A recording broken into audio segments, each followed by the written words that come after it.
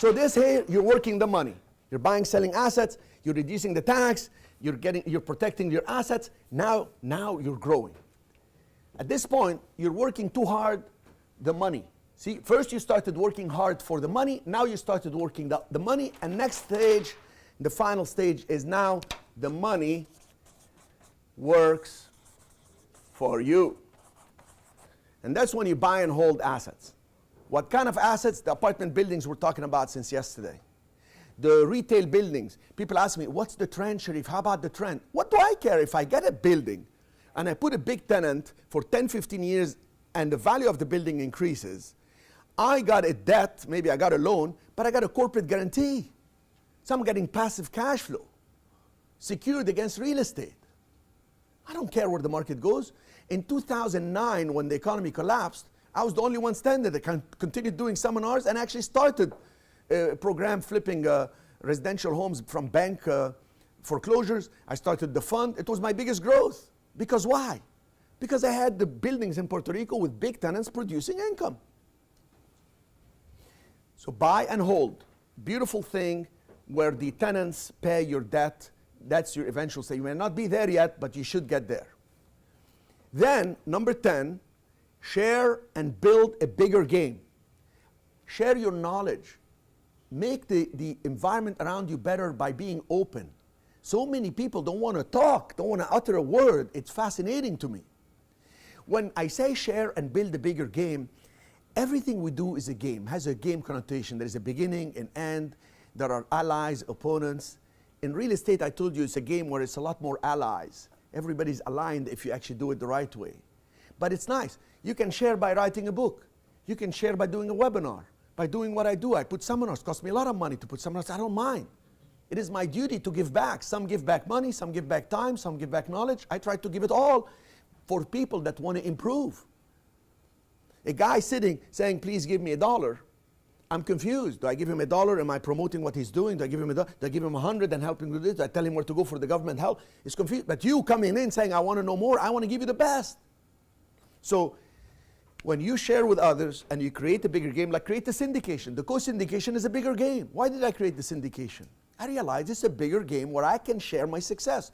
Raise capital, create your clientele, you're growing, you're putting the money, I'm growing. Together we're creating a bigger pie. Big abundance. Once you create the bigger game and you're up and running, don't forget your own family. You got to have an estate plan. I can't understand these billionaires that say, well, I'm a billionaire, I'm not going to give my son or my daughter anything. What the heck is going on with these people? And then they give it to charity. Give it to the staff that worked with you. I don't get it. They squeeze their staff and then give it to charity, to strangers. You're with me on this? Do an estate plan, make it smart. Yes, Mike. What was number 9? Number 9, buy and hold. The buy and hold, well, this is called buy and hold, I will call it buy and hold productive assets. This is very important, guys. Don't tell me you're going to buy and hold some art. Productive assets are assets that produce income. I don't buy land. There's nothing productive about it. It's gambling. I'm waiting for it to increase in value.